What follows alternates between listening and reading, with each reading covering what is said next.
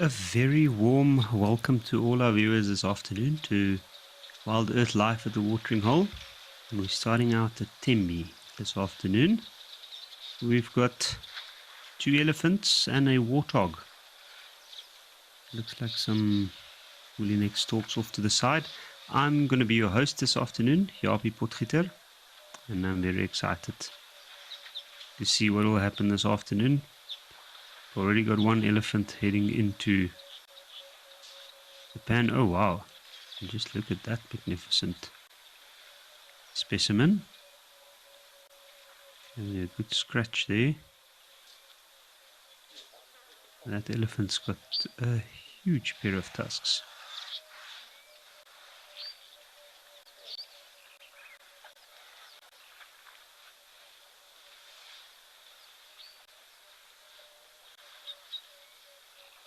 It looks like he was digging there a little bit, so I'm assuming that's why there's that loose mud, and this one's just following suit. But it looks like it's quite warm there today.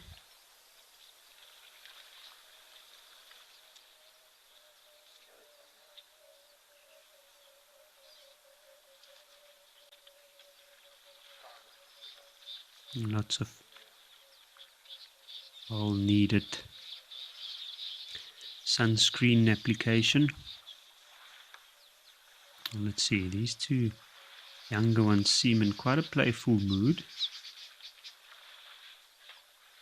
Now, by the looks of it, it looks like there is a little bit of an age difference between the two. I'd say the one at the back slightly older, but not significant enough for them not to play and push each other around.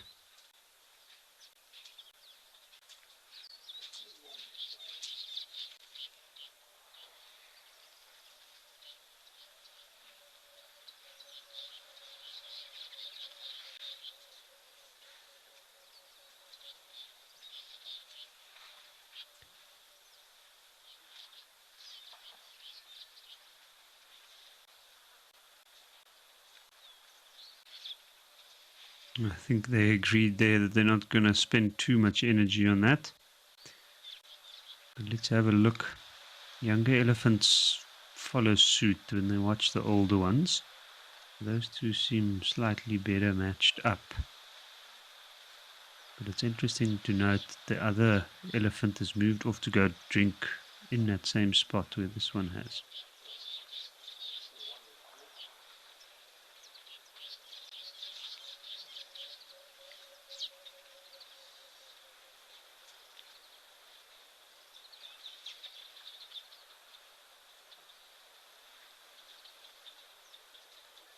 Joan Miller, a good Thursday to you too, from Wild Earth and from me. I'm sure it's going to be a great one.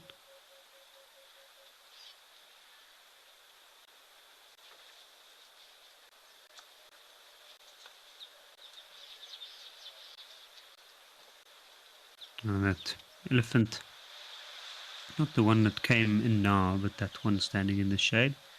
He was just enjoying some shade, and you can see he's in a very relaxed position. And I think maybe the other one might also calm down once it's dusted itself up a little bit. Spencer, you're asking how come we never see elephant males sparring with the females? Well, that's a good question. I won't say never.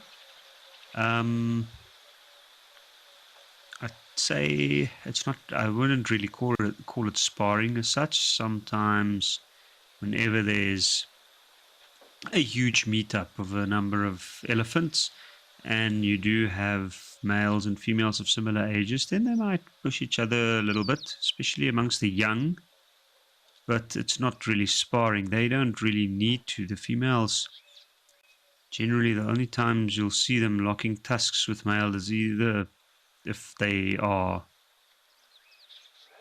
communicating and general interest, or if they're trying to tell them in a nice way to keep their distance. But it never gets to the same level or elevated quite to a sparring session. So The females don't really need to fight. They just need to protect their young. And male elephants generally read the signs quite clearly. A female elephant can certainly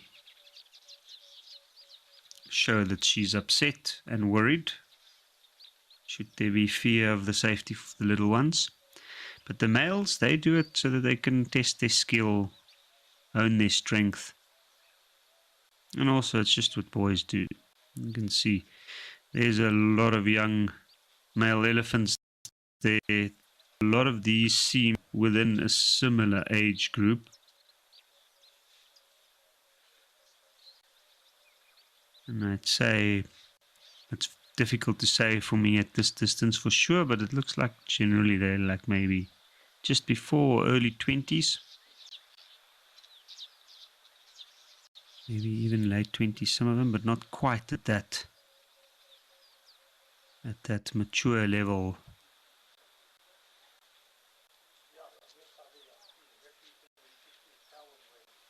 Sierra, you're asking if a herd can be too big for a matriarch to handle. That's a very good question, because in fact it can.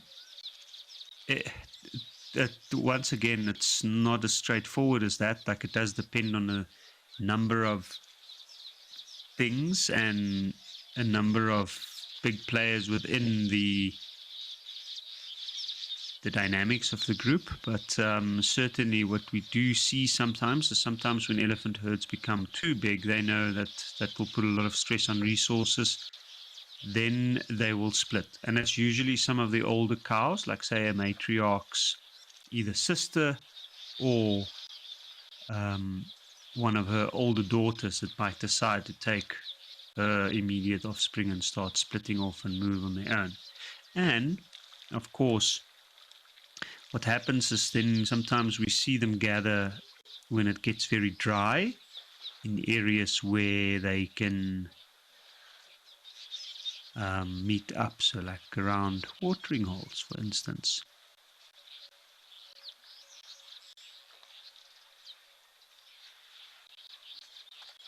And it looks like quite a good meet and greet and push each other around here at the Tembe watering hole this afternoon.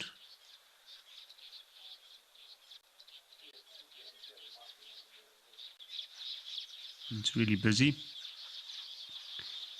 It looks like most of that cold front's moved over. I can see it looks quite sunny there. It's still a little bit windy, but I guess in these parts it always is.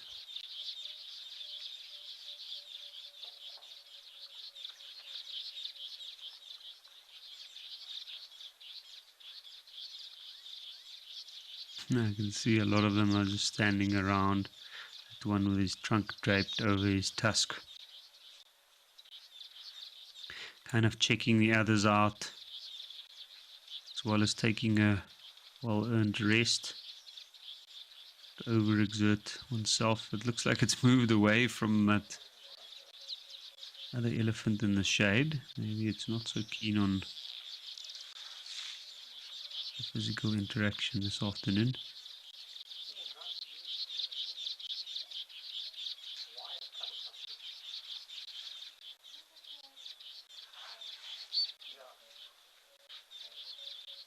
Now, this is exactly what we see happening in these groups, and this is where they kind of learn from each other. They learn by watching one another. You can see there's a bit of a mount session going on in the background there, which is not unusual amongst male elephants, especially young male elephants. One seemed a little bit more feisty, so he's kind of just trying to show his dominance and that he's a little bit stronger.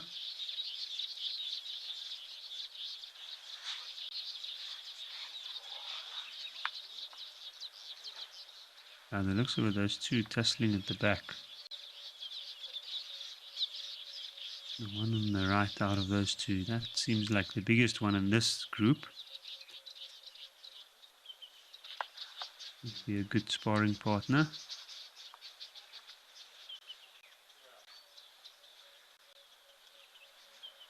But I find it amazing they do this without seriously injuring each other. They get to understand each other and establish the hierarchies within these areas at a rather early age.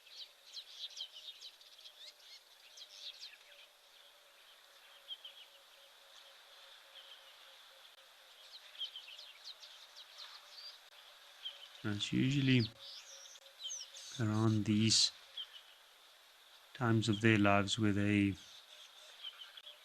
kind of have the freedom to do it without serious injury. And once they reach the prime stages, these contests can become quite serious and very, very hectic.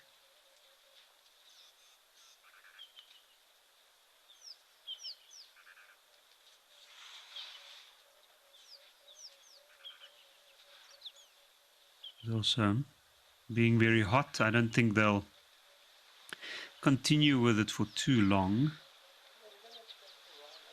That's why we just see them kind of starting, and then leaving it off.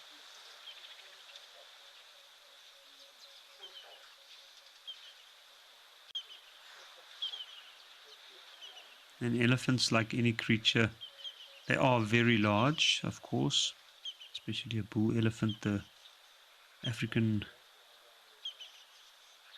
savanna bull elephant can get extremely large. But like most other mammals, you still get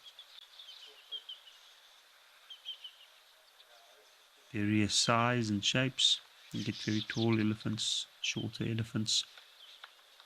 And a bigger elephant doesn't necessarily mean the strongest, most dominant.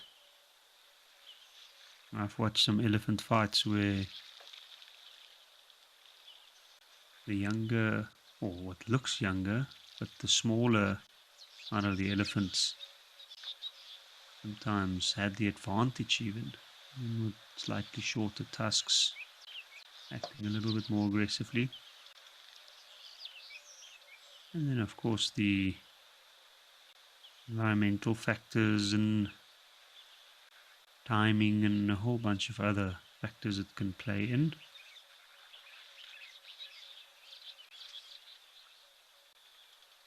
Even larger elephant bulls that's not in mast will avoid a smaller elephant bull that's in mast.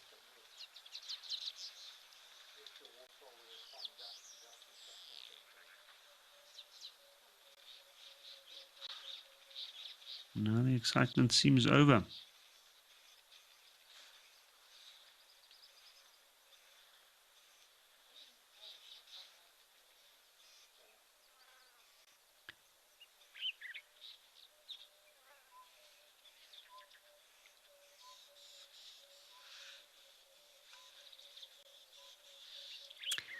But what a good way to start.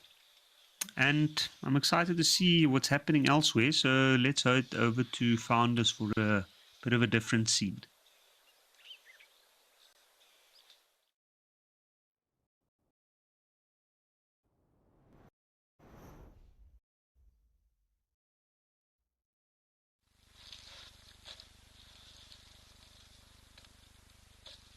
Oh, wow.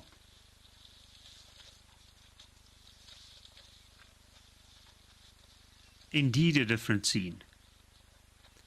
A different place, a different pachyderm. You can see, look, I'm saying he. I always catch myself by accident saying he, but I think it looks like a male white rhino. And you can see he's got his head down now. It looks like he's feeding. You can see that lips moving there.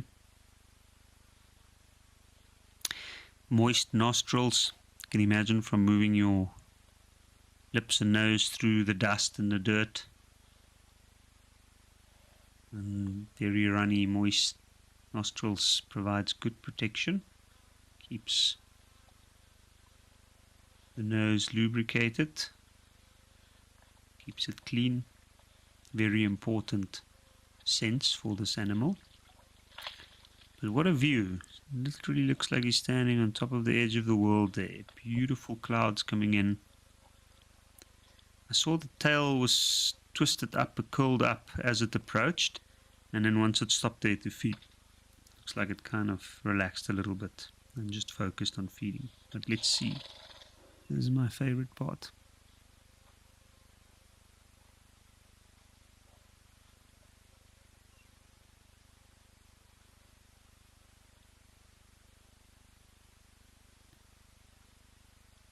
And I can see some notches in this animal's ear. And that would be a marking system, so man-made, but it aids in identifying the animal and also creating a DNA bank, all part of the process of their protection. What a magnificent animal, not elephant. I can see, so this animal, the horns are dehorned, or it was dehorned at some stage. And it grows back rather quickly. One would be surprised within a year it would grow back sufficiently, depending on the environmental factors. But to be trimmed again,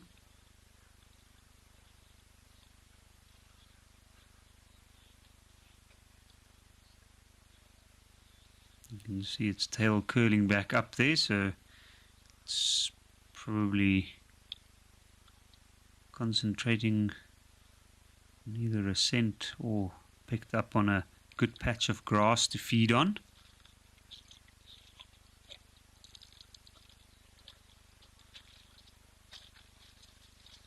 Tino, you're asking if I were a tourism minister, what law would I have to make, or would I make to protect rhinos? Sure. I don't really think that falls under the jurisdiction of the tourism minister. But from a tourism point of view, I would probably... I don't know. That's a good question. I guess I've never thought about it in terms of actually being able to have such a big say within the matter.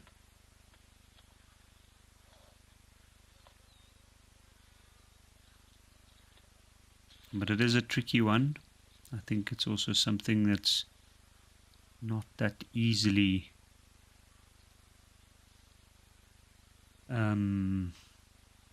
the law in regards to this can't just be applied that easily. I think there's lots of various different factors and laws and policies that will play in on it, and that will have effects.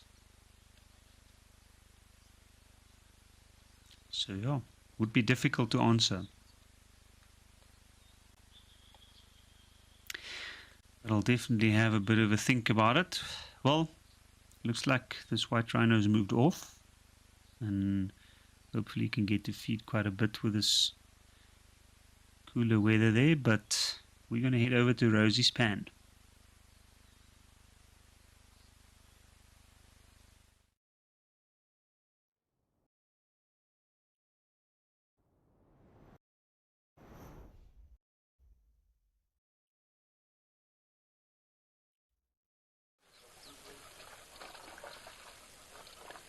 Where we have elephants of all kinds.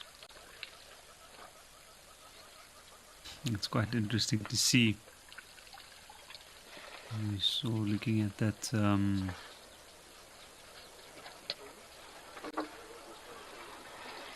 rhino just now. Just the hue of the skin compared to the elephant's hues here, and then the wet elephants.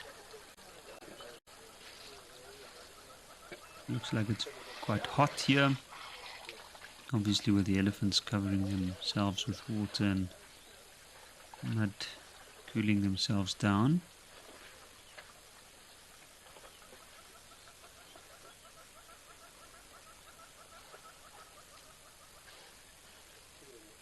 Have a look.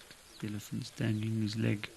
He was about to follow the other one and then just had a moment of hesitation to make sure that he grabs some of this, what seems to be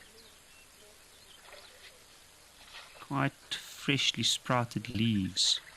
You can see, and I'm taking it not just from the size of the tree, but also from the color of the leaves. It's quite pale green, very, very light green. That I take it would be because the sunlight travels through the leaf quite easily. It means it's not fully formed yet.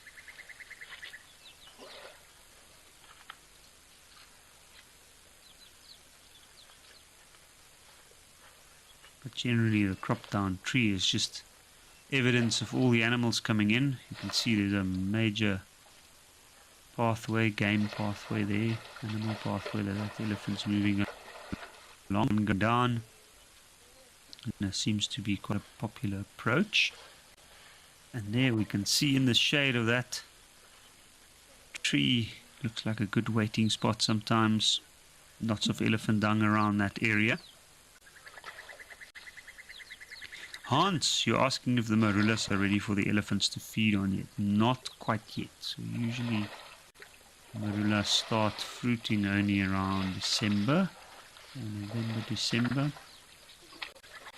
But it's only really ready depending on where you are, because the Southern African lowveld is quite a large area. And it does vary a little bit from the north to the south, but generally around end of January and February, that's when they are ripe. And then occasionally you'll get a few later ones, sometimes into March. And that's especially when we get to see them wait under trees during the middle of the day. And in fact, when most of the trees are fruiting and got ripe fruit, we find that the elephants literally move from one marula area to the next. And that's when we also see them moving past the crests. Sometimes marula trees grow up on the crests. And this area is not really mountainous, but it does have its little hills and crests and valleys.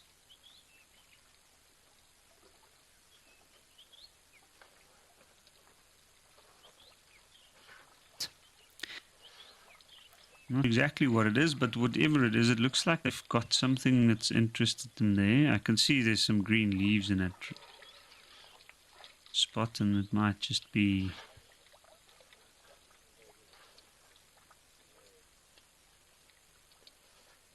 they're feeding off something, but I can see there's a young one in between there, and that looks like a female.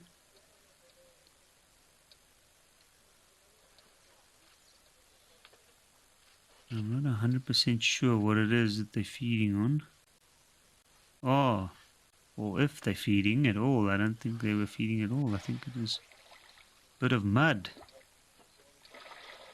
And here's another elephant wading into the water.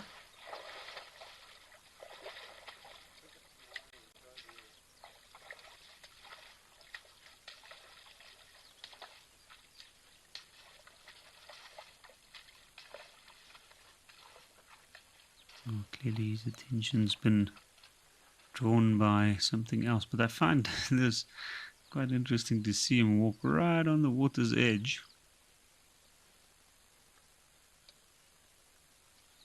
You see what the others are doing. He was about to get into the water and then probably heard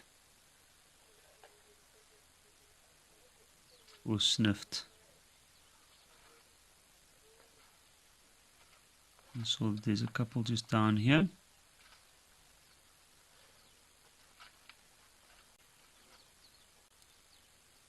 Now this would be interesting to see whether he's going down or not. You can see how much lower those elephants are.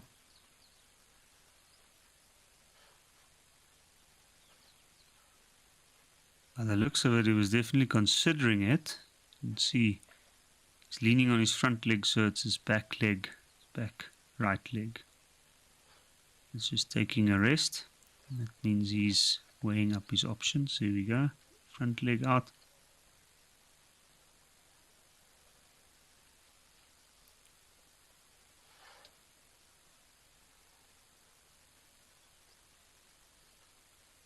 I guess part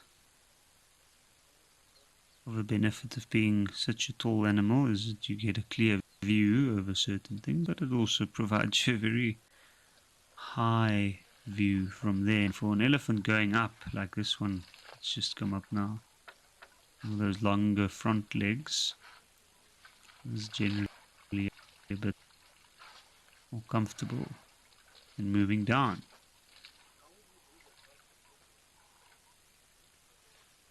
Very big, very heavy head.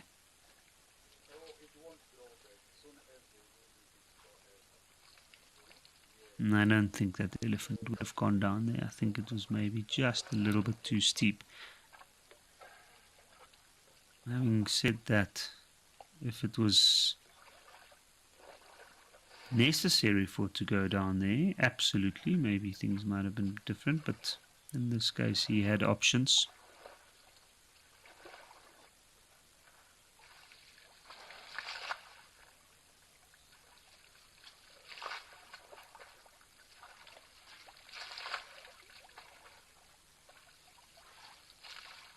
Interesting, this elephant's just cooling its head off, throwing on the rest of the body. I can see both these elephants have some good clay soil on its back. It's that reddish color.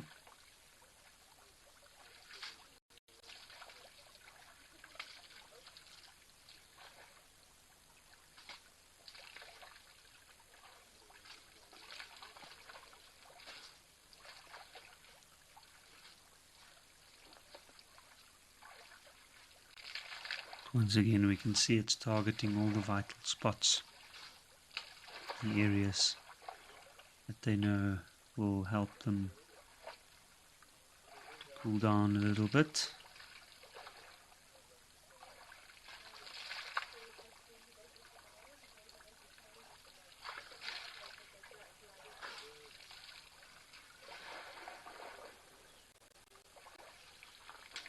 Oh, there we go. What a clever elephant. I was wondering if it could move around that way, but we saw it kind of went down at an angle along the same spot as this elephant came up.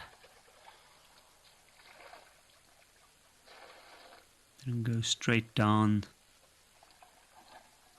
the built edge of the pan that side. That's another thing about elephants is, and that's something I have thought about and witnessed quite a lot. It's very interesting to watch where you get to certain areas and elephants just, they go anywhere. They move up to the craziest spots, most rugged mountainous terrain, to go search for water and food. And there's certain areas that they certainly, where they certainly have a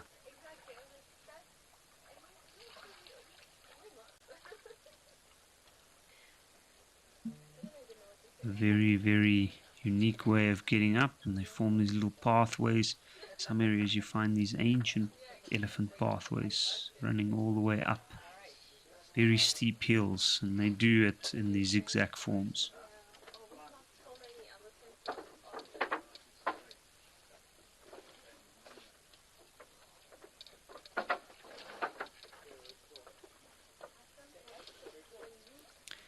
Nina Brown, you're asking, how do I stop guests from being scared of the large animals like elephants, rhinos, giraffes, lions, and other cats when they come on first time safari? Well, I guess it's a combination of making them feel comfortable and also instilling confidence in them. So making sure that whatever you say, whatever you do, shows respect to not only them but also the animals. Because at the end of the day, the animals also, well, they can get scared of us as well. So we try to consider all parties in any situation. And then, of course, you'll gradually talk them through and tell them what to do. And I guess I would also not just go straight in there, like drive straight up to an elephant right next to the vehicle. Like first you'll gauge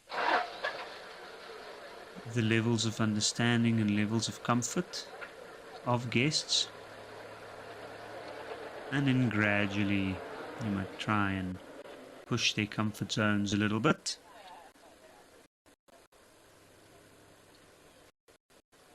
But with pushing, I don't taking chances at all. There's still a definite, let's say, distance. I don't want to put any distance or specific measurement to it, but there's certainly a level of understanding, and if you are experienced enough, then you would know that where that zone or that space is that the animal feels comfortable with us being near it. At a certain point, you're not going to move any closer. You don't want to entice the animal. They're also just going about their business. They don't want to bother you, and therefore you should never bother them. And generally, I feel personally that at a point where to where the animals are minding their own business, that's usually a safe and comfortable distance for everybody. But having said that, we are going to leave Rosie's pan as the elephants did, and we're going to head over to Founders.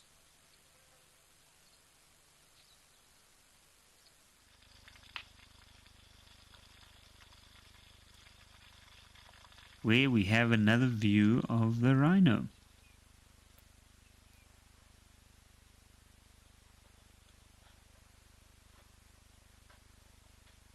Or of a rhino, I wanted to say. Doesn't look like the same rhino, and then this little one came up.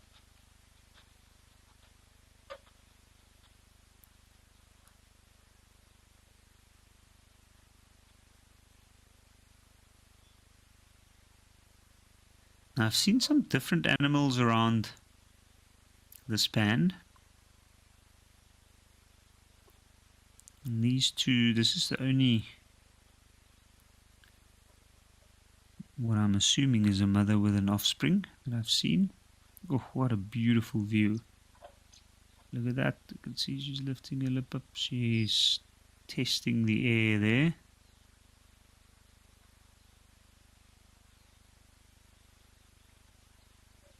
Now, it might be maybe that other male that we had earlier left quite a clear sign for her to pick up. You can see the little one coming in closer, just coming inspecting what mother was doing. Now also sniffing the area. You can see she's just sniffing the ground, so I'm assuming she is just investigating.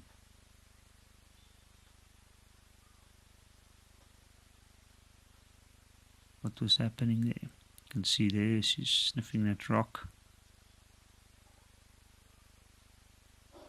Interesting that she's doing that. That rock always seems to just be standing out there covered in mud and dust, and I always talk about it but never see any action around it. And you can see some animal prints between the rock and the water as well. Now you can see that female is standing very, very still. The little one's kind of looking a little bit confused. I mean, he knows that there might be a male rhino in the area, but I think she is trying to determine exactly what the situation is. Is he still around? Has he moved off? And that's another thing with those scratching posts or rocks. They also serve as signposts, chemical markers.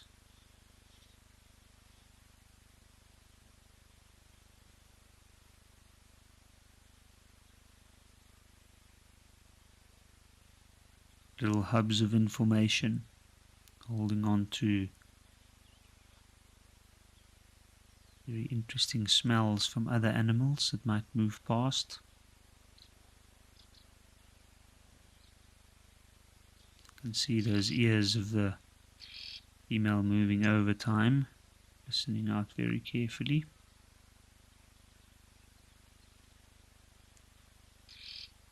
Also a nice open spot to catch last bit of this, well, I'm saying last bit, but a bit of the sunlight.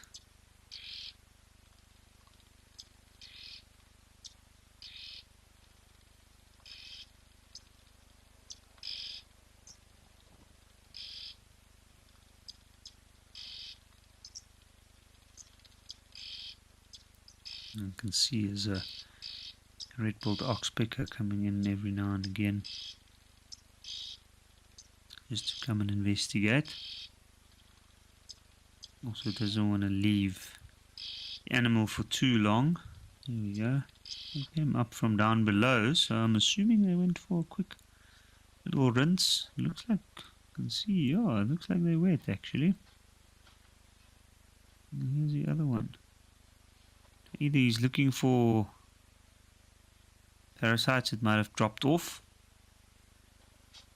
Yeah, I think he's going down to the water to get a rinse as well. So he's kind of serving the function there of just holding on to its ride for a bit, while the other two were taking a bath. And it seems like one adult and a younger one. It's possibly a small family group. You can see, no, he's flown up to the back leg, right in the folds, which is the most likely place for the ticks to sit. In the folds, we can see this animal, if we look at these white marks around the face, on the shoulder, down the side, and a very clear white stripe in the upper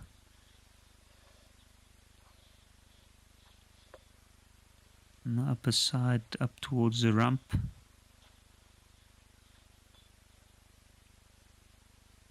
And that's all indications that this animal has scratched itself.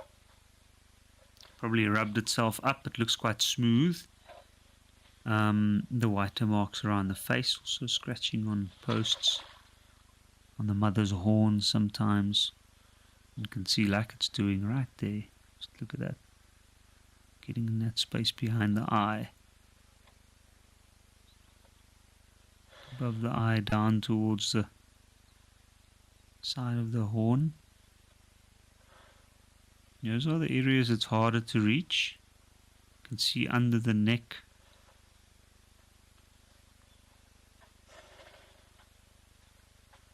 There we go, shoulder.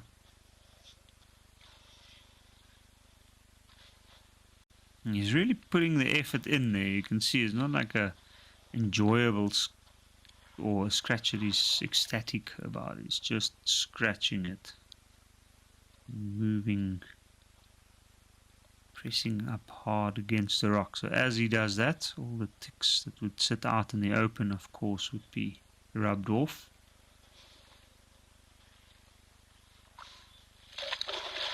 And its skin being as tough as it is,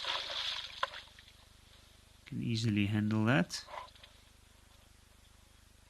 But of course, it doesn't remove all the ticks.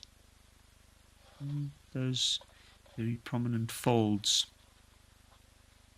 often ticks will line up in those folds. Ooh. Oh, that is amazing.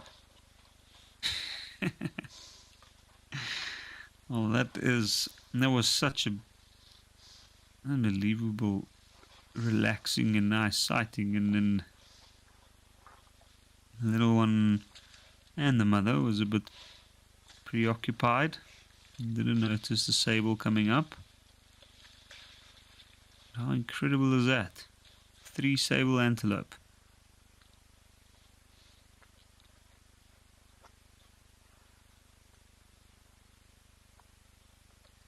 You can see the little ones back at it once they realized what it was.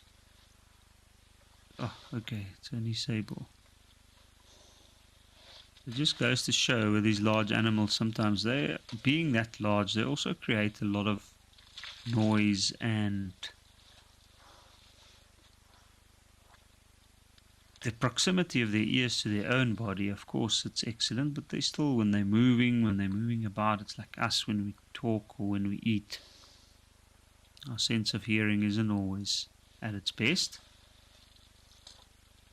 or at its most focused. And I guess that's probably what happened there.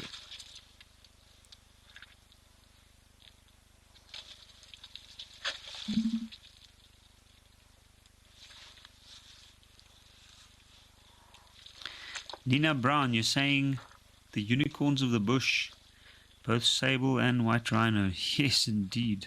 Well, the sable is a extremely special and rare animal to see in South Africa, so this is a very wonderful little treat for me. I think they're amazing. Not just their horns, but their colors, the interesting shapes.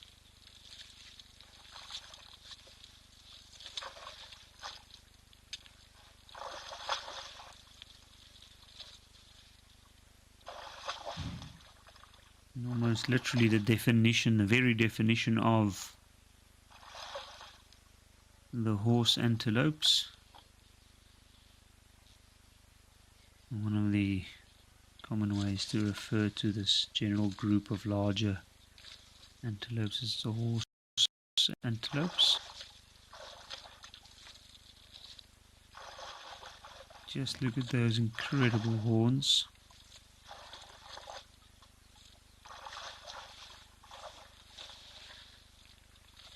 Very reason for their English name.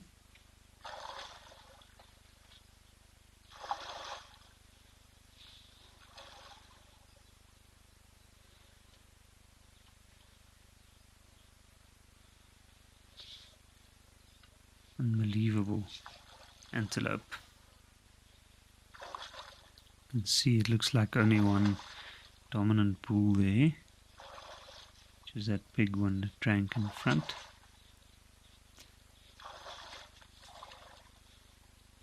That's interesting. I think the English name, because of those saber-like horns, it's quite descriptive, kind of like the Afrikaans name, which translates directly to something like black white belly.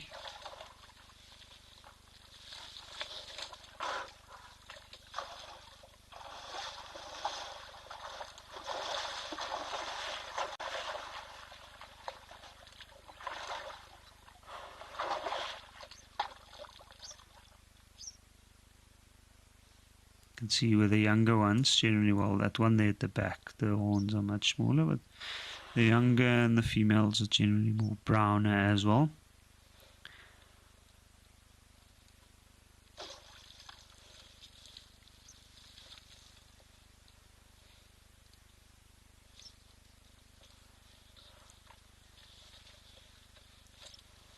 That is a very, very special little surprise for this afternoon.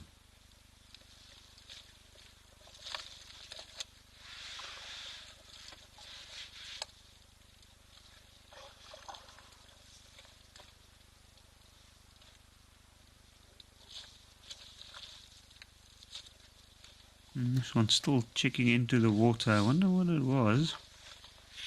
And it's noticed there. You can see the ears are facing forward, so it is quite... Well, it's got a little bit of focus at the very least.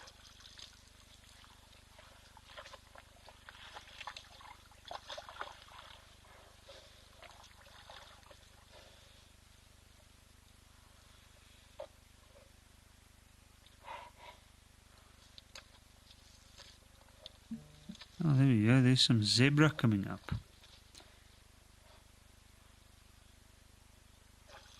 Yo, just look at that.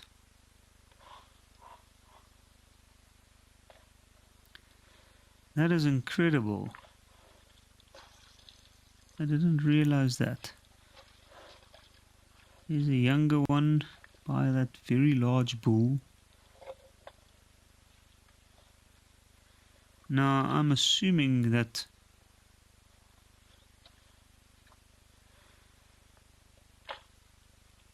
oh, that is amazing. What a pleasant meetup. Now, I have seen in the past where sometimes younger calves do, out of curiosity, interact a little bit with bulls, with some of the larger bulls. Even if it's a subordinate bull on occasions, just out of curiosity and out of respect. Have a look, that one's actually scratching its face up against that animal's horn.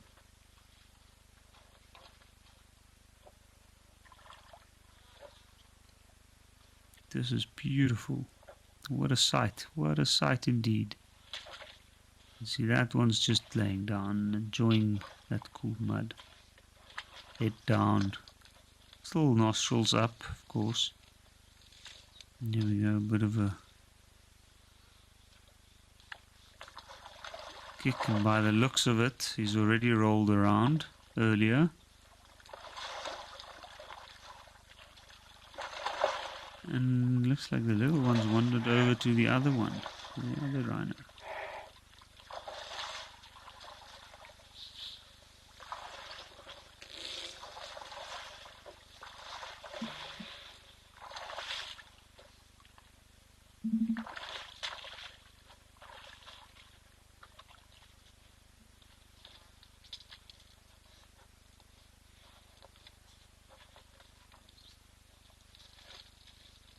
Inga, you're asking what age do sables start to get dark in color with? I don't actually know, to be honest. I would assume it would probably be roughly after about a year, maybe to a year and a half, I'd say somewhere. If I would have to take a guess, and that would just be from a general assumption about certain antelopes.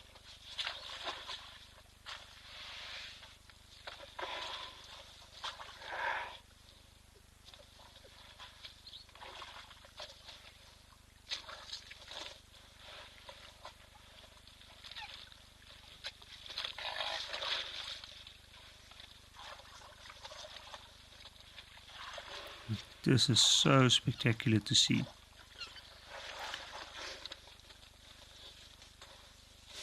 The zebras are coming in to come and have a look.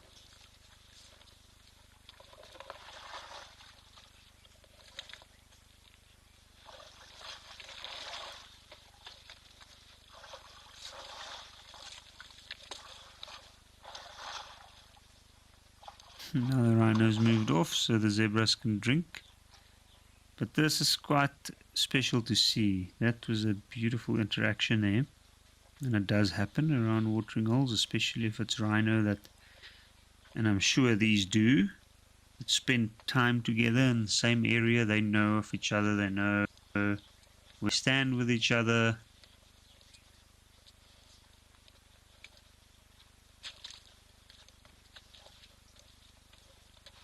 Oh, clearly to the point where even that little one doesn't mind.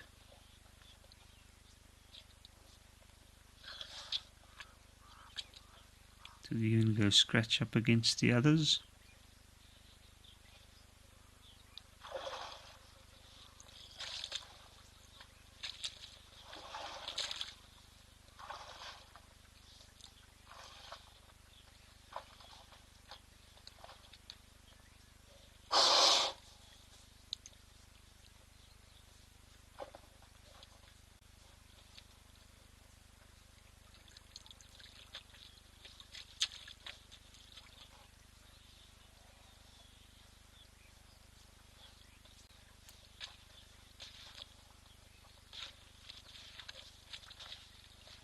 Quite a few zebra that's come up.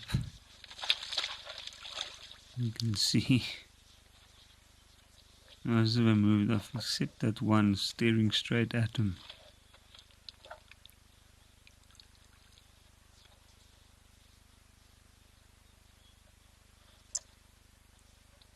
There we go. You can see its lip opened. It looks like it's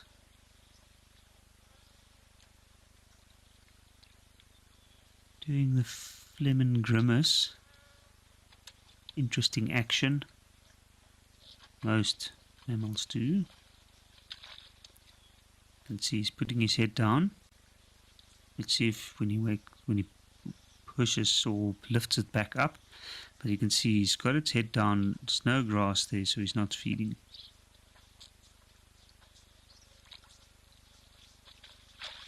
There we go. Let's see. Is he opening? It looks like it. No, honestly, no. Couldn't see there. Interesting shot there with the zebra's legs showing below the belly, but this one looks like a male.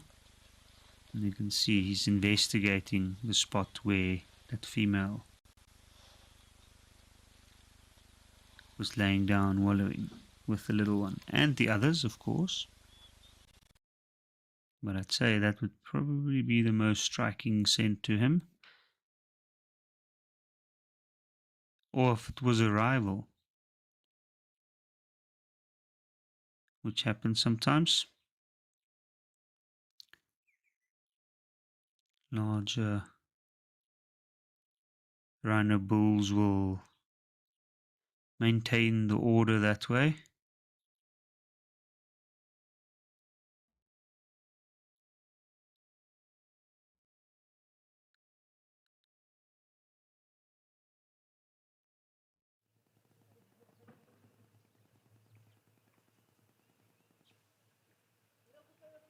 It looks like we experienced a bit of a technical issue there at Founders, so now we are at Okukuyu.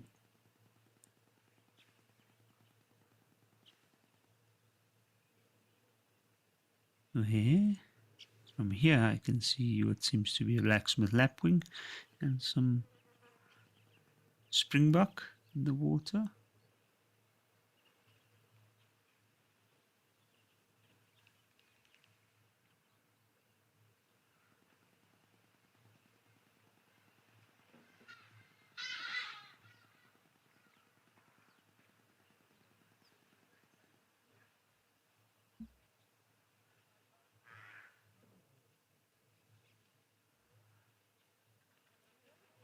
And it always seems so extremely dry here. And it is a very arid area.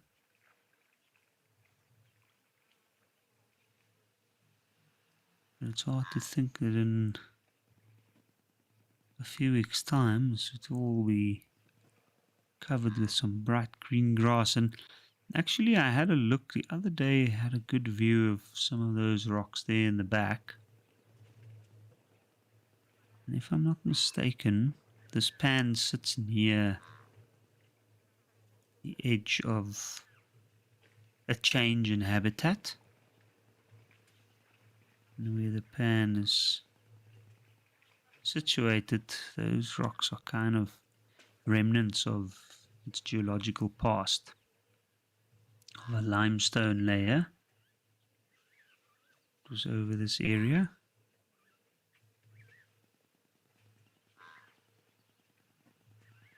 Eventually and gradually eroding.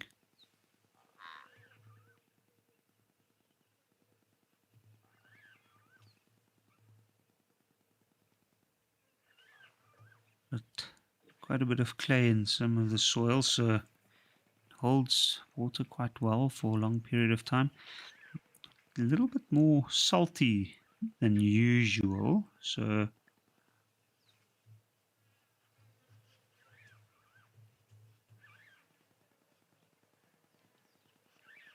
it'll definitely, these animals are quite adapted to deal with the higher salt content or saline levels within the water, within the plants.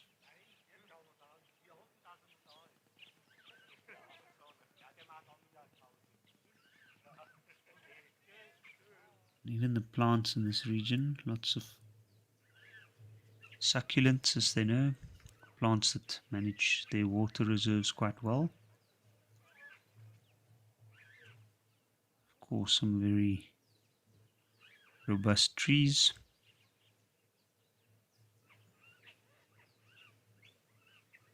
You can still see a lot of the dead trees on the other side.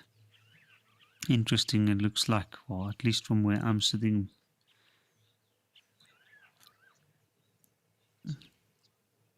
that was where it was mostly found on this pan. But with not too much going on here now, and we might come back later, but let's head over to Victoria Falls.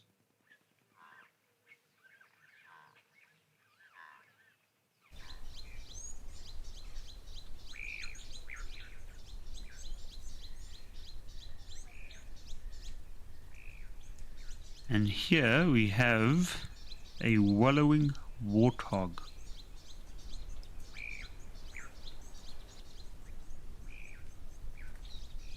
It somehow still seems nervous. Just almost like I saw a little bit of jerk there every now and again. I'm assuming it's enjoying it so much, but also thinking of moving out.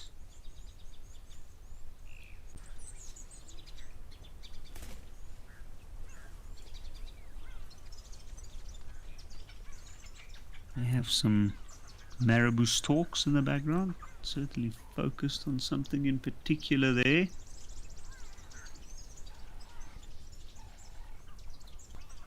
Ooh, and another one that's come in, and another one. You can see this one's bill's open. Okay, it did fly, or it looked like it flew up until there,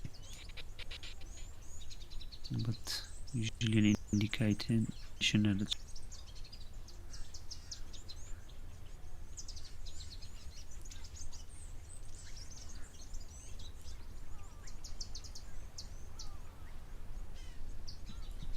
just look at that warthog. Because he's slightly suspicious of the marabou stalk, but I would be too.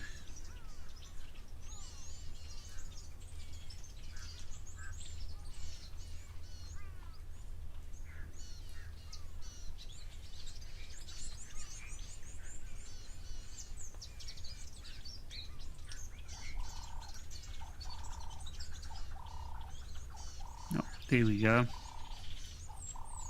I guess now it knows there's enough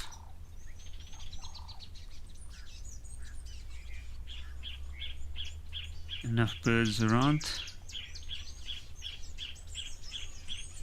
So it's time for a quick roll and then go. Now I can see from the size of that spot there, that looks to me like it is a proper warthog wallow. There's another one there on the other side.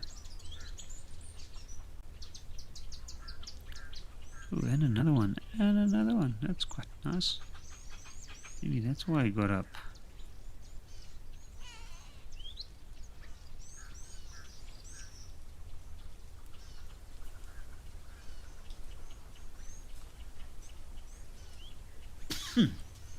Excuse me. Some guinea fowl running through. It seems like it's really, really relaxed here. Lots of large birds around, and then of course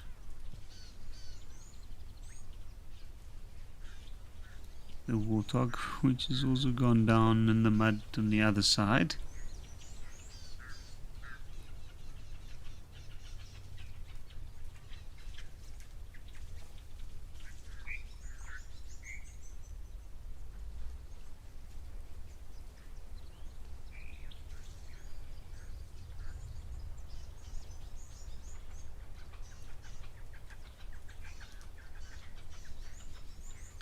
I would like to have a good look of that egret over there. It looks like it's a nice standing on. They always seem to find the one green spot. But by the looks of it,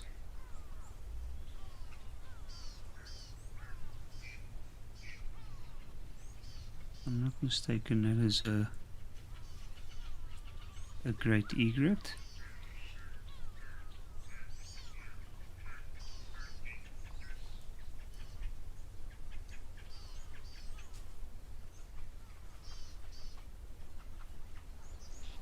Ooh, that marabou's caught something. Don't know what that was, but it looks quite large. It just made a kill there. Or a catch, rather, and while the warthogs in front couldn't care less. They just utilizing... Yes, indeed, it does look like a great egret.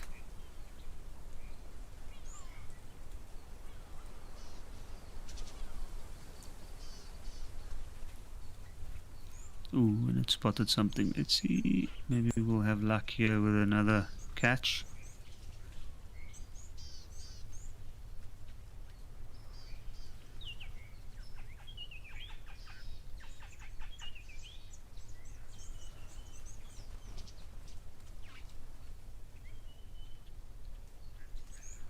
Just look at that extremely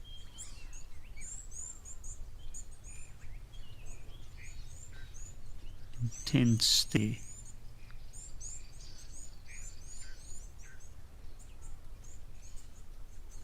Remaining very calm.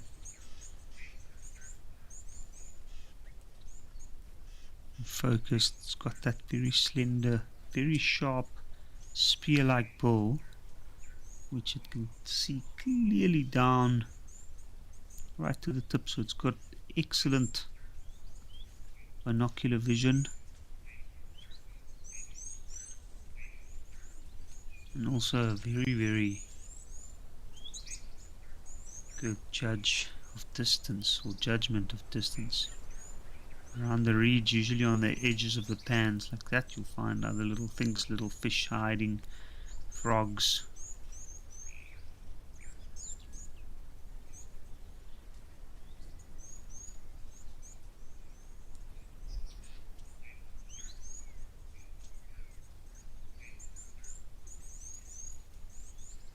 And that is incredible, that intense concentration and the ability to remain still like that. See, there was a little jerk of the head, so maybe it moved a little. Oh, and it's got something. What is that? Looks like a little fish. Amazing. That was fun.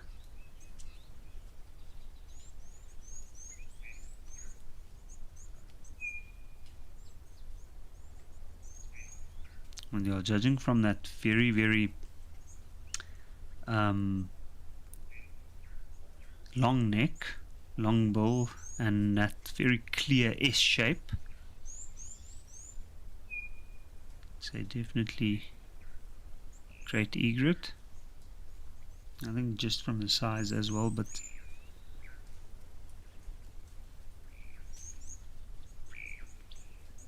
quite a unique bird.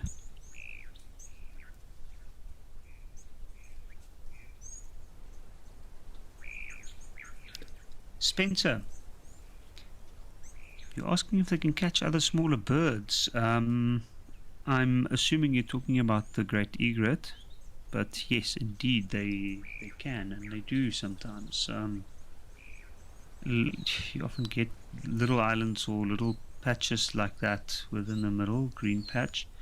Occasionally harbor spots for other water birds to lay nests or lay their eggs and nests, so that could potentially provide a situation where that egret could come across chicks, and in that case certainly.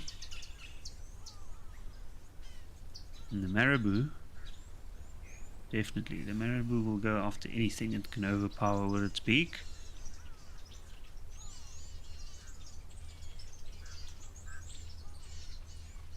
As we know from watching them scavenging around some carcasses.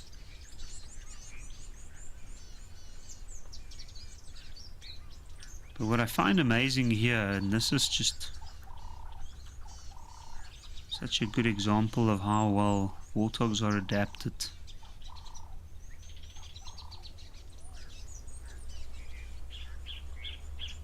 And warthogs, especially in areas where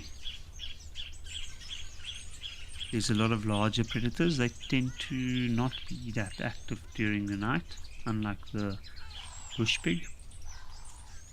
They've adapted in being able to help regulate their body temperature through the use of moisture, mud, and then also the way they eat. You can see they're shoveling through the ground there. And the one there on the left's even down on what is technically its wrists. Let's just call it front knees for now. And they are moving over the topsoil. And of course, grabbing whatever they can, small roots of whatever grass is still left in this area.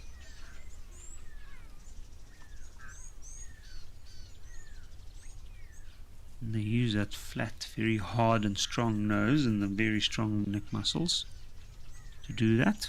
And that way they can access food unavailable to some of the antelopes, for instance.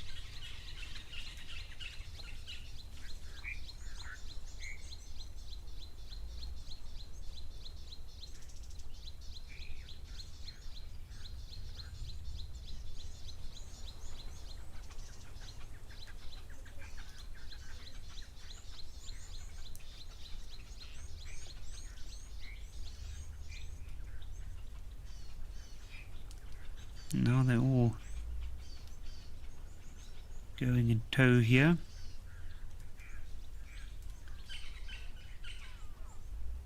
Whatever it is, it must be concentrated in that region.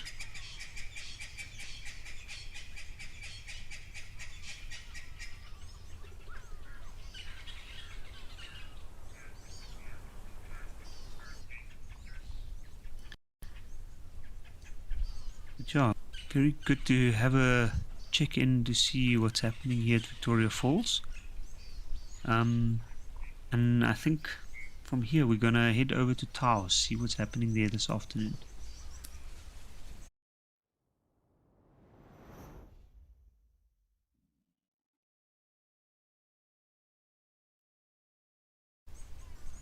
Aha, and here we have a very clear and good view of the crocodile.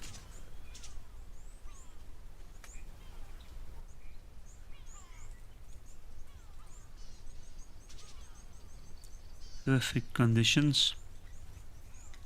Looks like a slight breeze going there, but by the looks of it, it looks nice and hot there today, so this croc is just basking a bit.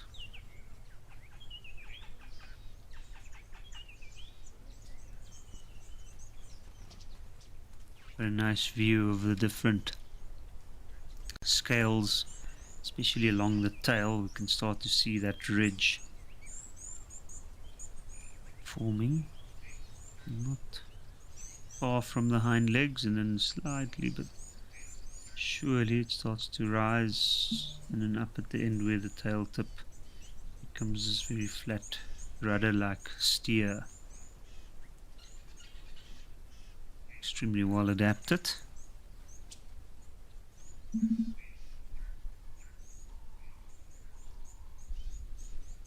Nina Brown, you're asking if we see crocs more in certain seasons. Yes, we do actually.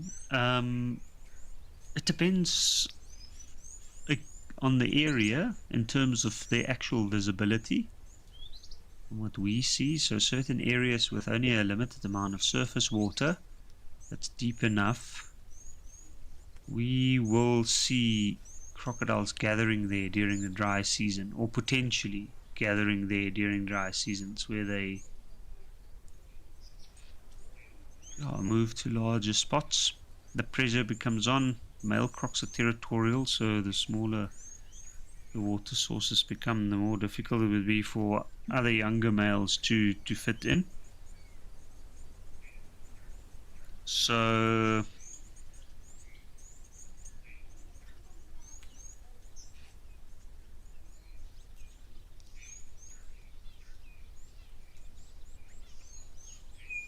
yeah, we do. I guess depends also on the breeding season, but it certainly depends on how much we see them, what the terrain's like. Usually with rivers where we have the banks, the clear banks, we can see them out resting in different sections along there. Otherwise we'll see them huddled together, but I'd say it's usually easier to spot them in the drier season.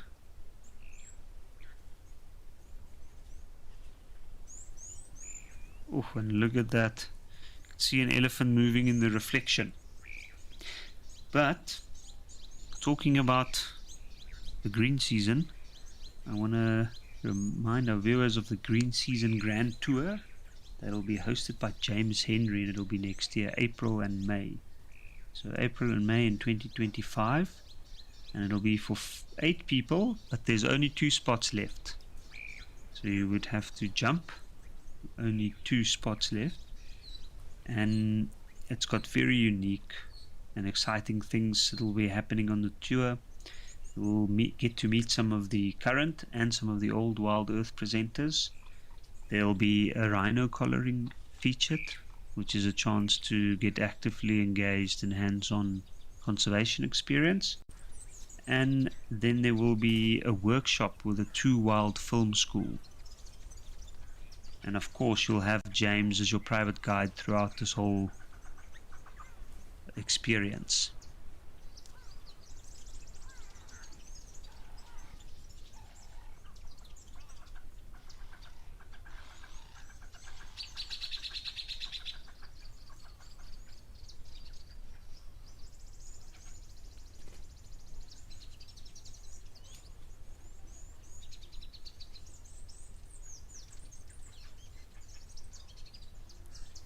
And I'm wondering where the other croc is. I've been seeing these crocodiles together quite a bit lately.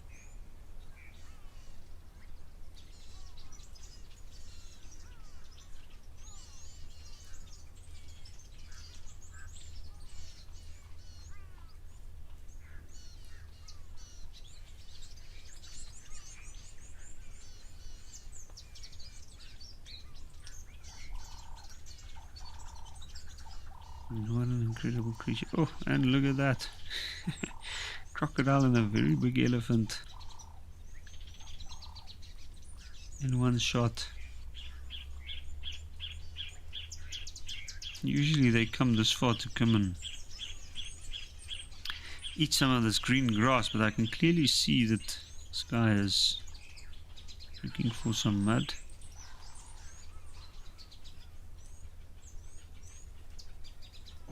That's quite a deep spot.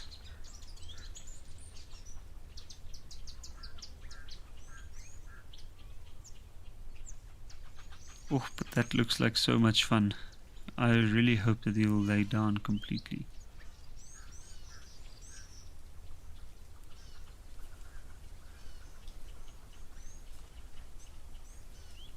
You can see it's very large clumps of mud. And he grabs at some points. And that skin of his just soaking it up.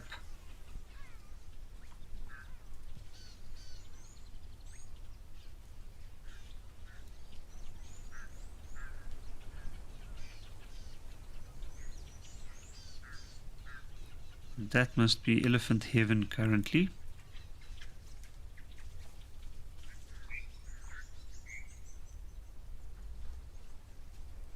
Oh, and there's more elephants.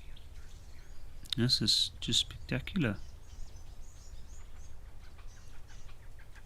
A very nice active spot this. I find it interesting to see this elephant's left tusk is broken, and if I'm not mistaken, the other elephant's left tusk is also broken.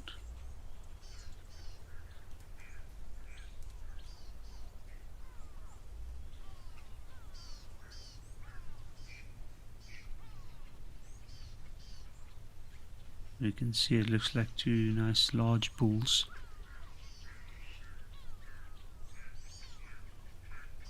Very familiar with each other.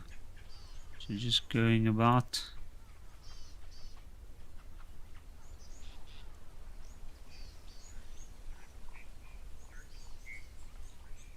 And like this time.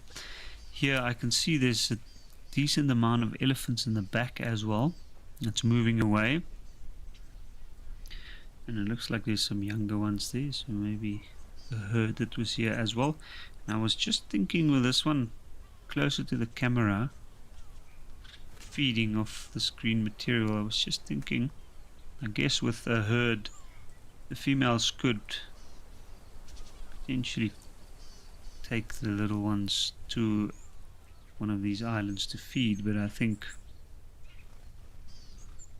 I'm not sure exactly what it is that grows there, but I think also judging from how deep it is, I think it would be quite risky for a little one.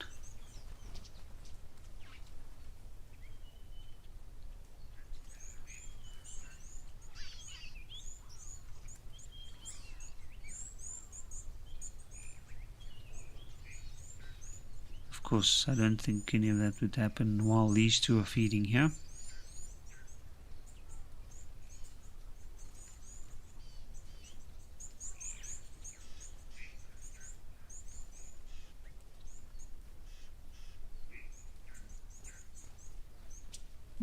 It's so funny, that elephant at the back, his tail tip is in the mud.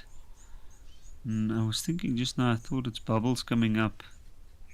I saw it's just the tip of the tail trying to break the mud every now and again.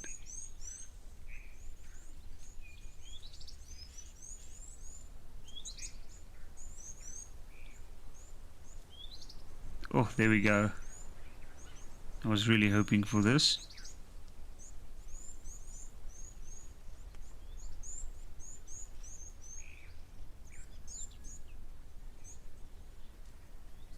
And I thought that that spot is just too nice and deep for him to pass up that opportunity.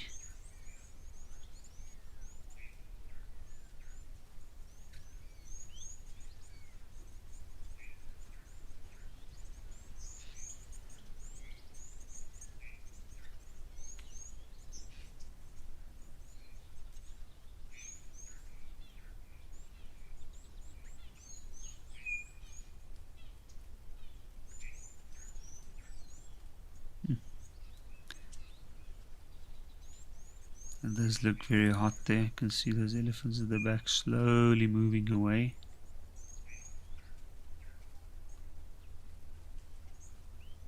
Probably also taking the time when crossing that gap there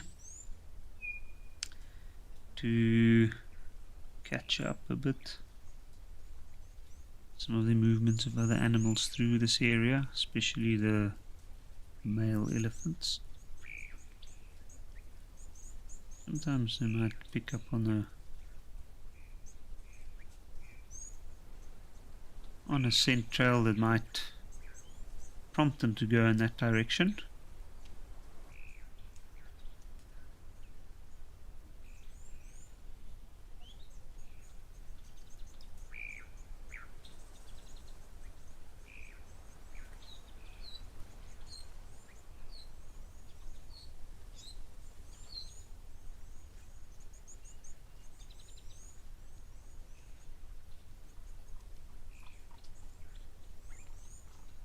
Oh, that elephant got a big ball of mud there, right on top of his head on the right spot. Oh, he's completely covered in mud.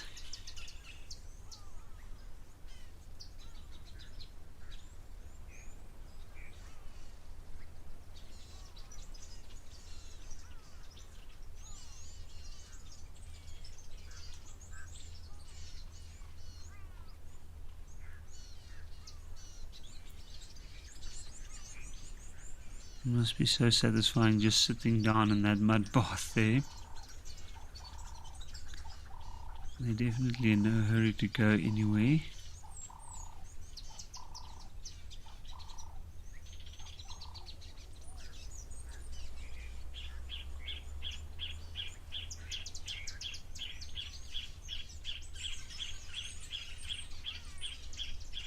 But, of course, afterwards, moving away now, he'll go and he'll scratch himself up against rocks, trees, other elephants, and get rid of some of that excess mud.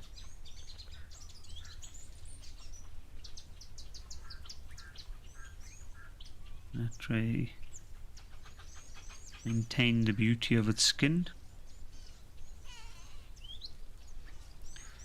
And that's definitely one way of how an elephant acquire its hue. See the crocodile's moving on the left hand side. It looks like it's just turned around, possibly just to have a better eye on these two elephants.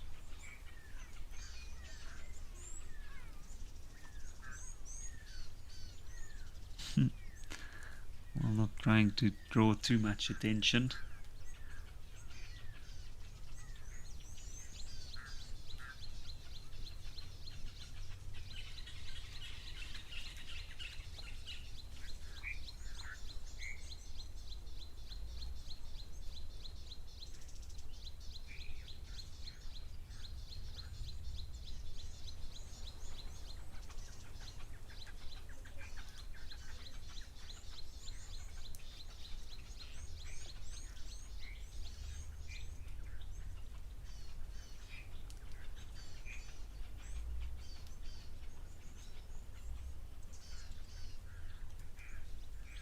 Yeah, I see that the elephant is, I mean, it looks like it's standing pretty comfortably, but I see the one leg seems like it is up, so there's definitely some good resistance in that deep mud.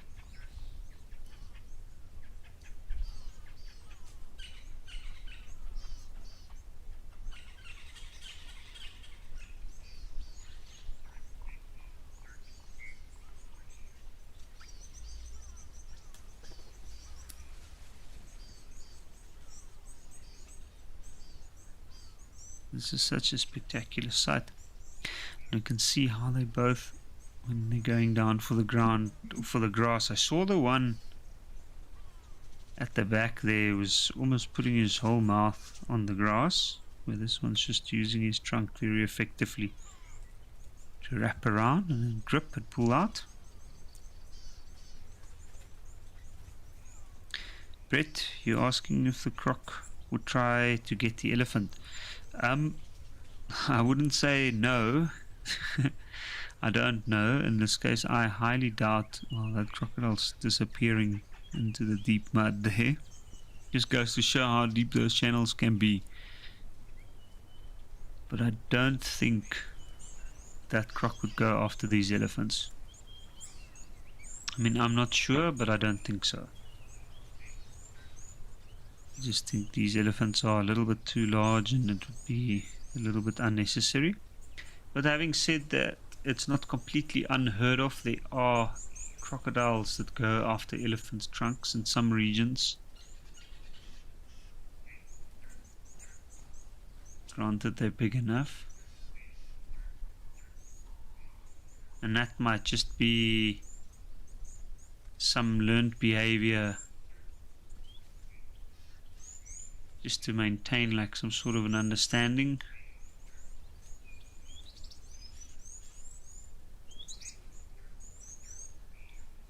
But an elephant can certainly pose a serious risk to a crocodile. Well, let's see, it looks like that one might go out. Amazing how quickly that mud starts to dry out on the elephant. Can't imagine that it would, with all that amount of mud. He's still making sure that he covers all the areas before he completely leaves.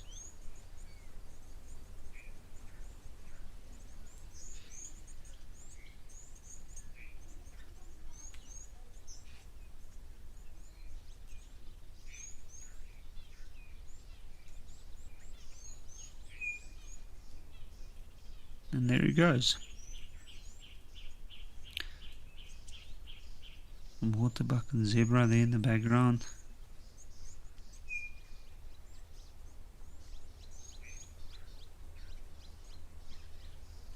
I'm just checking out.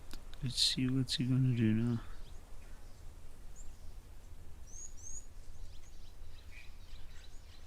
Might just be waiting for his mate to come out.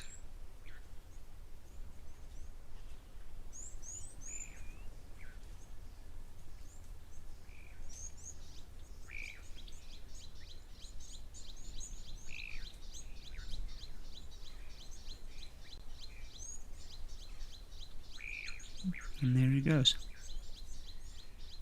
I wonder how long it will take for this other one to get out and follow. If he's going to follow at all. He's also well covered in mud, so he definitely did so at the start before feeding, so maybe might just have a different idea of what he wants to do.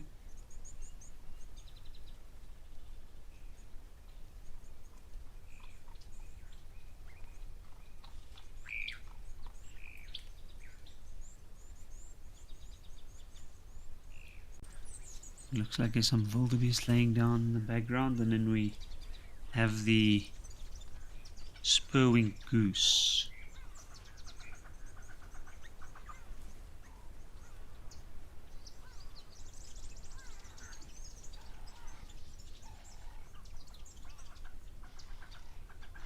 And it looks like it's feeding on something good there.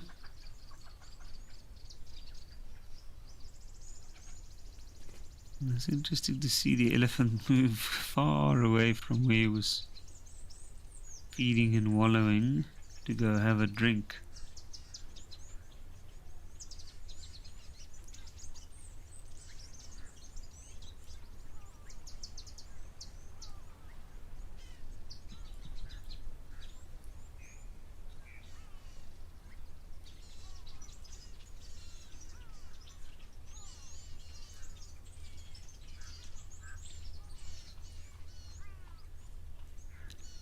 I did stop there at that muddy section that he's standing on, which seemed to have been maybe from other elephants that's moved in there.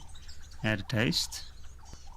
Moved on to the water that's part of the larger pool. It still didn't seem like he's too happy with the quality.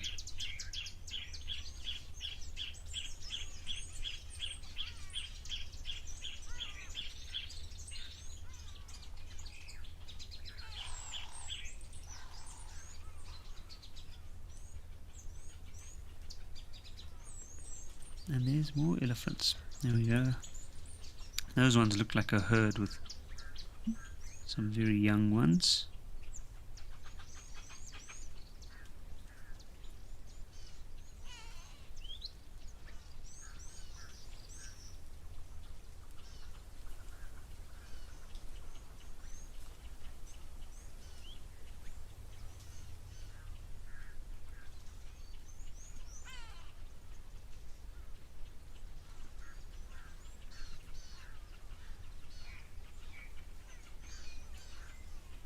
Quite interesting, they're all facing one way, laying down.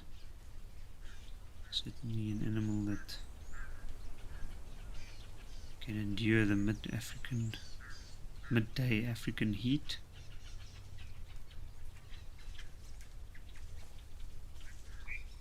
And in an open spot, and of course with the breeze blowing straight onto them. They don't have to face that side, they can smell whatever approaches from that side.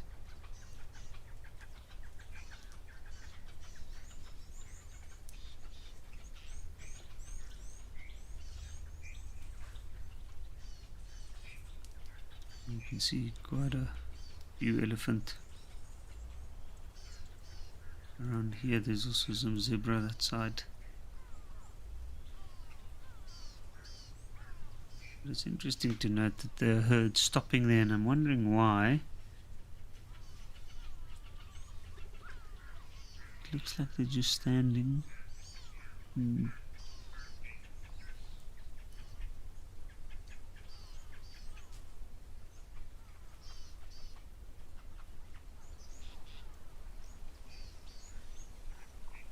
sure if they're waiting maybe for another member.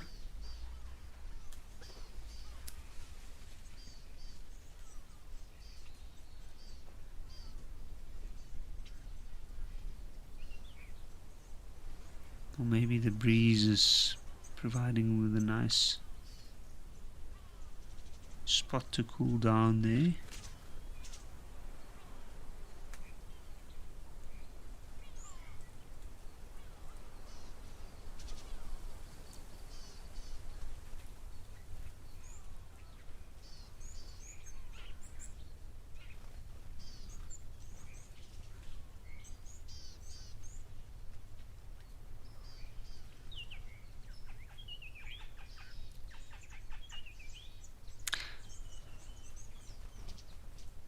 There's elephants all over in the background. It's pretty incredible. Such a large animal just kind of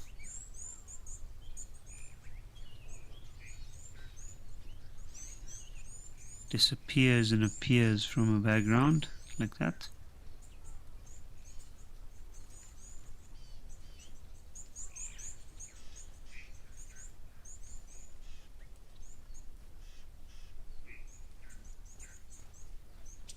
That spurring goose really got its head right down in there.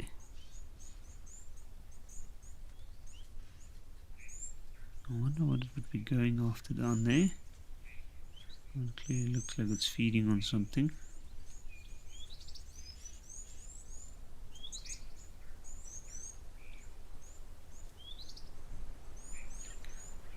It's very, very busy here this afternoon. Busy with life, but still very relaxed atmosphere. I think maybe just the fact that it started with the crocodile laying out on the bank and those wildebeest just laying out in the open there.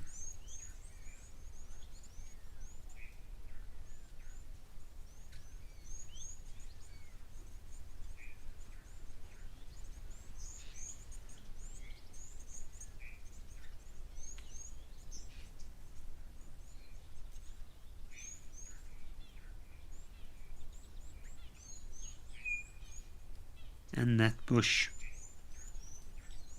it's probably, well, it's definitely still hanging in there. You can see all those white peeled branches, but I'm pretty sure that it is awaiting the rain season with all kinds of eagerness.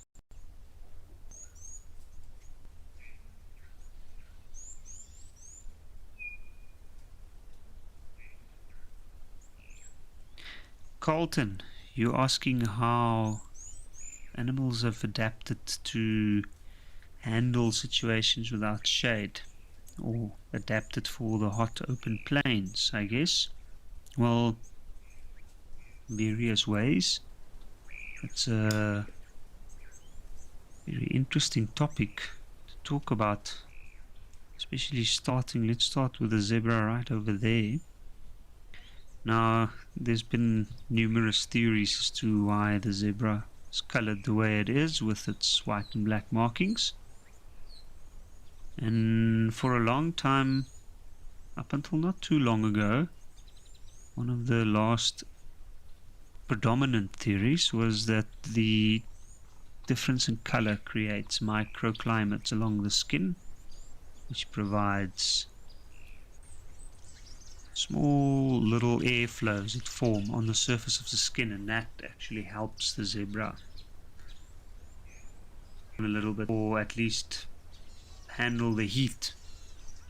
They also found that the skin cells under the black markings and the skin cells under the white markings are differently adapted, especially in terms of the way they handle with direct, or the way they handle direct heat from the sun.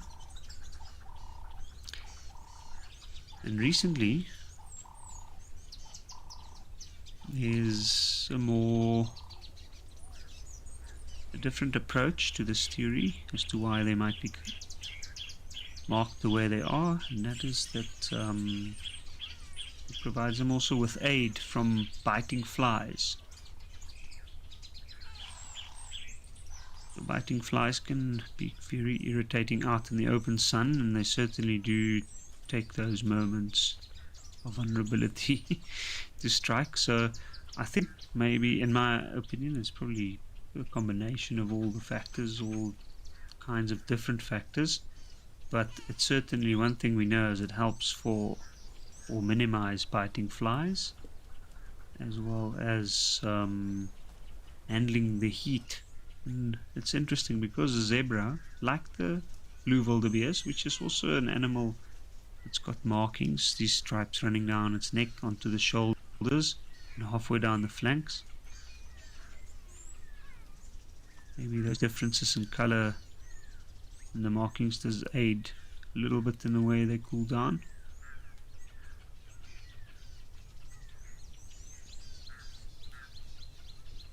And then of course they've got the excellent sense of smell, hearing, so they can spend time in the open, facing away from the sun if they have to.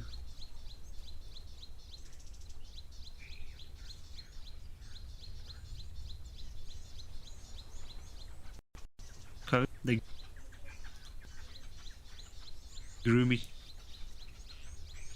requirements. Some of these antelopes have adapted in a way that they don't need that much water. Out in the drier regions, they've adapted their diet so they get more moisture from their diets, they get more moisture from the type of food they eat. And then of course they also utilize shade wherever it's possible. What do we have here? It's a crocodile moving.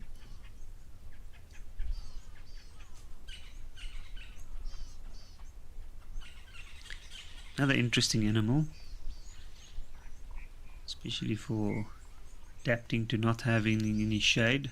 Well, I guess that's the way it gets its shade when it gets too hot. Even the crocodile can get too hot. Being a reptile, uses the environment to regulate its body temperature, and that means when it's hot it'll be out in the sun until it gets too hot, and it'll cool down through going back into the water. So it uses aids, natural elemental aids.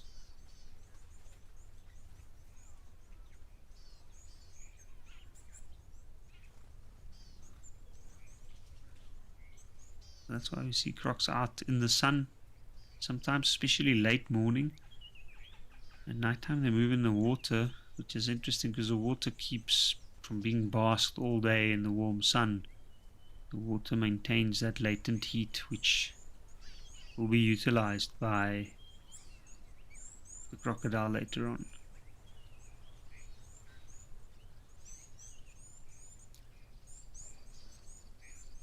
Yeah, antelopes use their markings, reflective markings. They use the environment, like specific slopes, specific open patches, a good gap where the wind gets channeled through, And then of course others like the elephants, the rhino, they wallow, use mud, moisture, and have high water requirements, of course.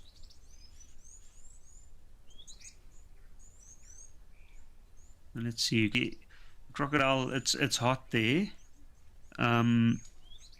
It's already had a good bask, so now it's just moving out with the broadest part. It's back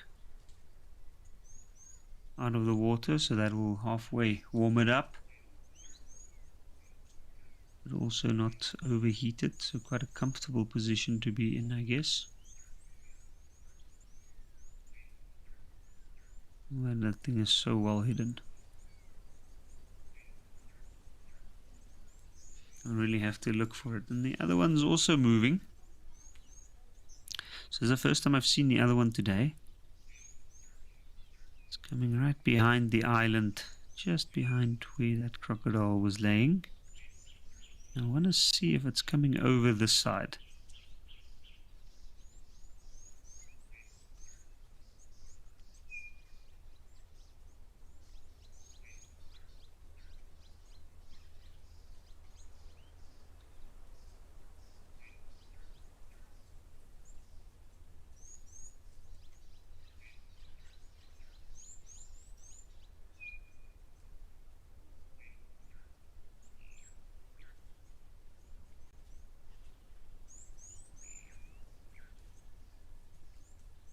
A good distance to wait and check situation out first.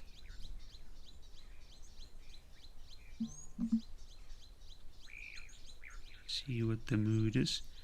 I wonder if it knew that this croc was there, and just as it spotted it, decided to remain calm and check it out.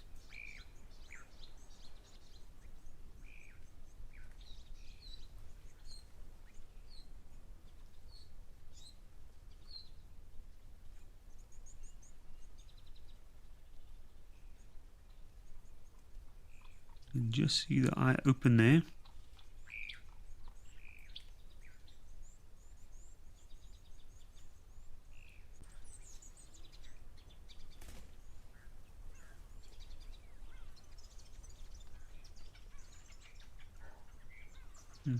That's amazing. You can see even with that grass on top of that croc. And they are well hidden, they are well hidden.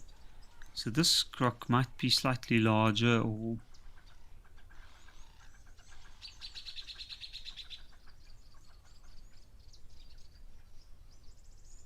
it doesn't seem to mind the other one too much.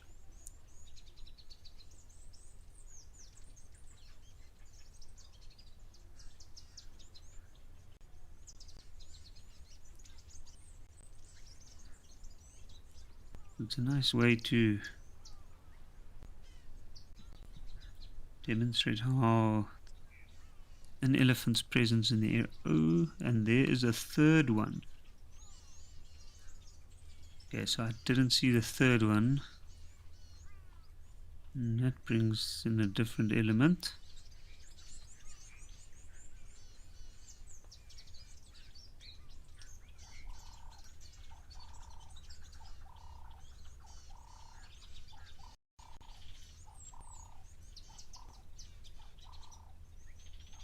Should be a very slow but interesting situation evolving here. I think let's have this lay a little bit and develop more, and in the meantime we're going to head over to King's Camp.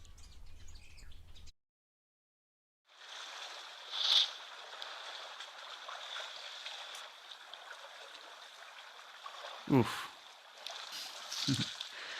Indeed, what a good view to have.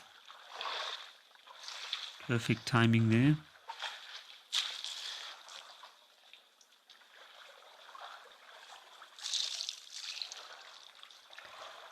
To have these brilliant views of the elephants.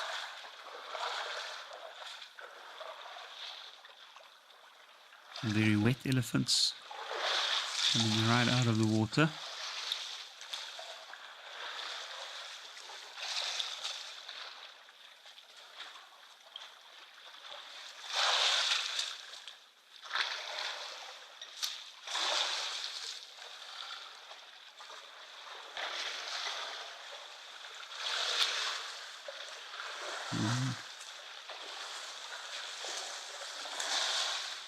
can see that they're also experiencing a very, very hot day. Oh, but now they're moving quite quickly, very determinedly.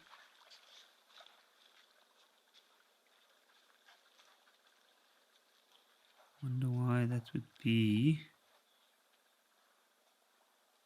I mean, with the elephants coming down, especially in popular watering holes, there's always the chance of either running into another herd or wanting to avoid to run into another herd.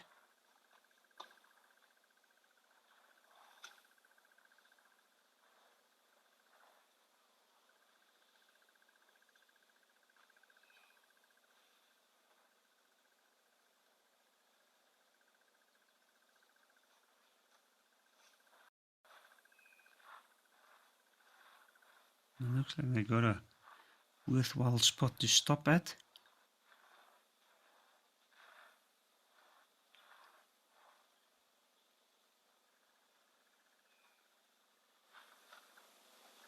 It's a herd with some very interesting herd dynamics. I haven't seen any tiny babies there, which is actually quite unusual for an elephant herd in this region.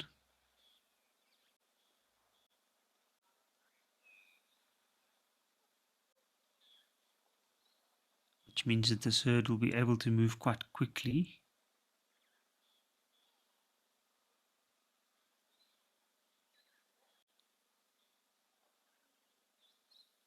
And very strategically.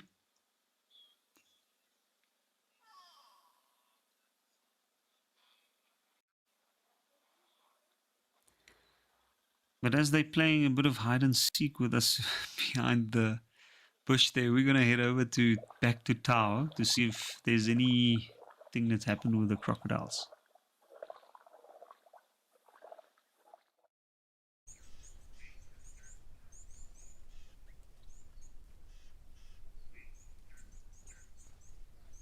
Not too much, except one's disappeared.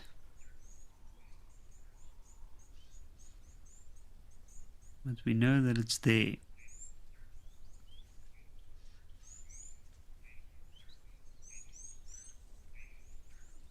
Or at least it must be. I think it's just moved under the water there. Now this is the interesting thing about these creatures. When they do have muscles that contract, close their nostrils, and they've also got a flap of skin that closes up the throat, and then they have an eyelid that kind of acts the same as a goggle under the water.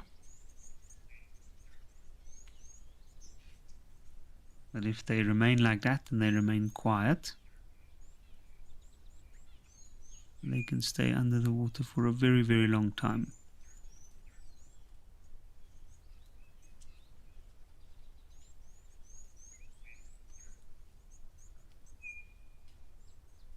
And this croc in the front's moving a bit, but I think it almost looked for a moment like it was tilting its head as they do sometimes, to pick something up next to them or bite at something close to them. It just looks like it was repositioning. Now there's the other crocodile.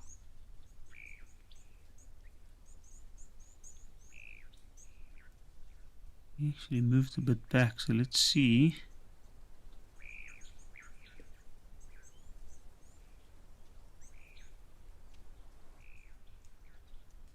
What is he doing?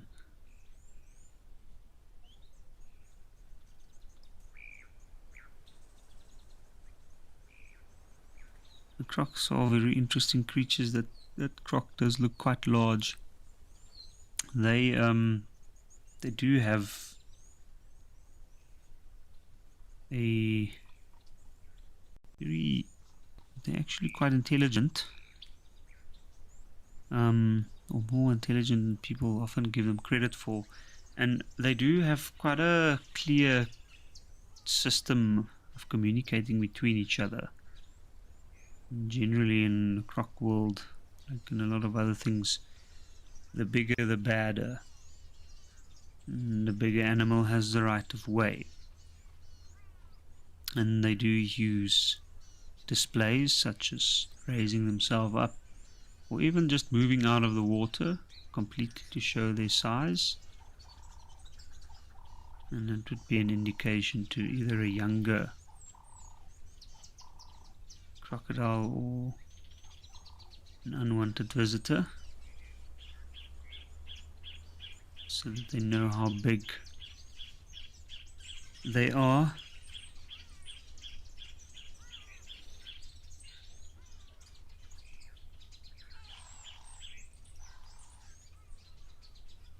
Now, by the looks of it, that croc looks a little smaller, and maybe initially his plan was to come over to the one on the bank.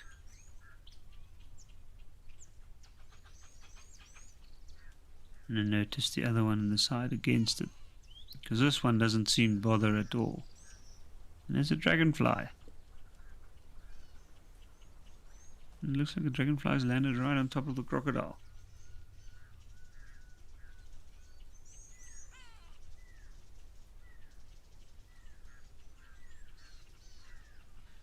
Milo, you're asking what a fight between crocodiles would look like. It's actually quite crazy. I've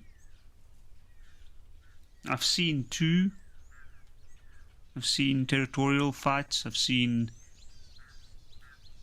what I'm assuming was the start of a mating ritual, which was more of a one trying to deter the other one.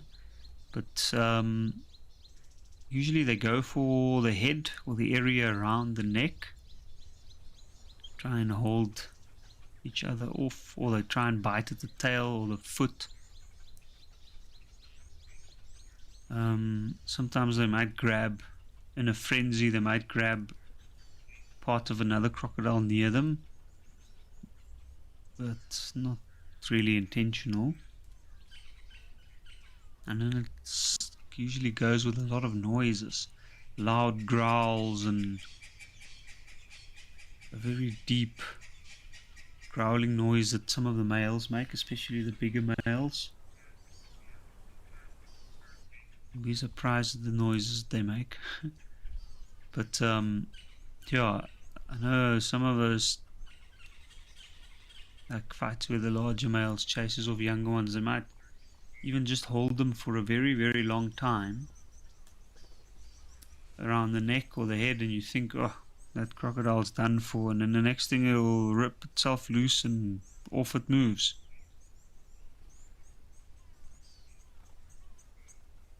The fights are short and intense.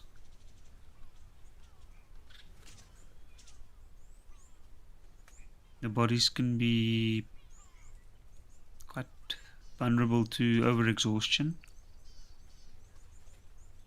and it doesn't deal well with the buildup of lactic acid, so too much movement too quickly can make a reptile build up lactic acid very quickly, and yeah, could risk them potentially even dying.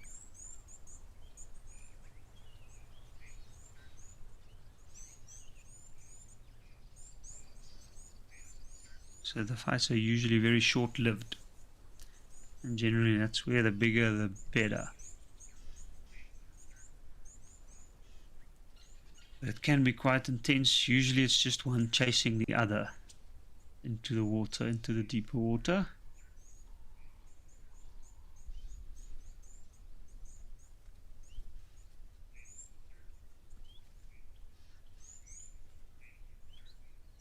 But that was very, very exciting for croc action.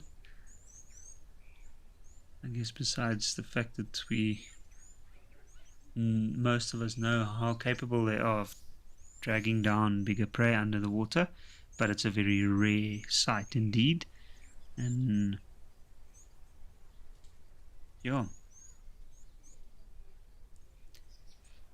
due to that, we don't really see too much other action. So when we do see a bit of interaction like that, we get a little bit of a glimpse into their social lives. They are quite social creatures, actually, interestingly enough. And there's some zebra standing out in the open, and this elephant bull still in the same spot. So is the herd, which seemed to have grown.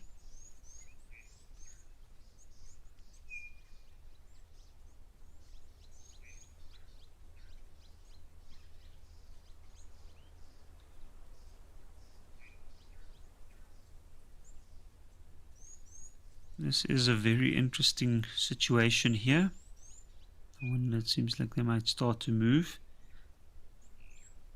But I found it curious that those elephants spent so much time there in that dip. And judging from everybody gathered together, I'm sure that was like a meeting point and also a bit of a rest for the little ones. But what a sight here at Madikwe. It's going to be interesting to see how the water levels will change over the next few days.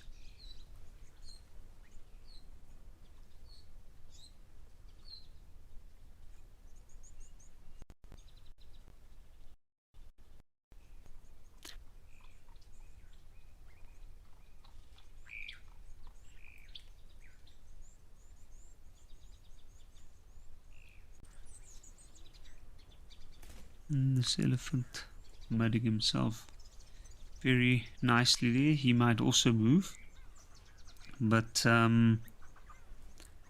what a spectacular afternoon it's been. It's been filled with lots of elephant action, crocodile action, some sable and white rhinoceros. So it's been an amazing afternoon, and I'd like to thank all our viewers for joining me this afternoon. And I really hope that you stay on for the sunset safari as well.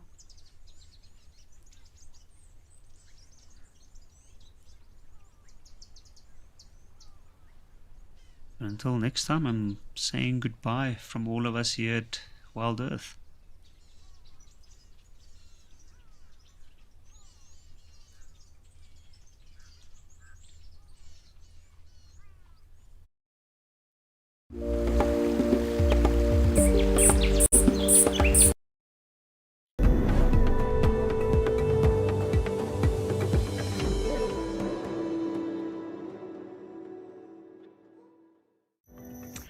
Well, hello and welcome everyone. My name is Amy, and this is the show where we look at the highlights over the most recent safari drives. This is On Safari.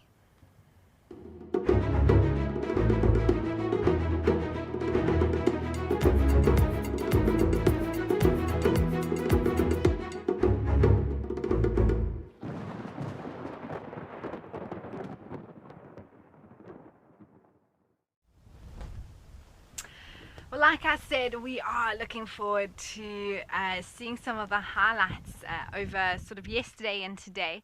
And Panda's with me in the tent this afternoon. We're looking forward to unpacking these highlights, chatting a little bit about them along the way. And of course, chatting means we'd love to hear from you as well. So please do send through your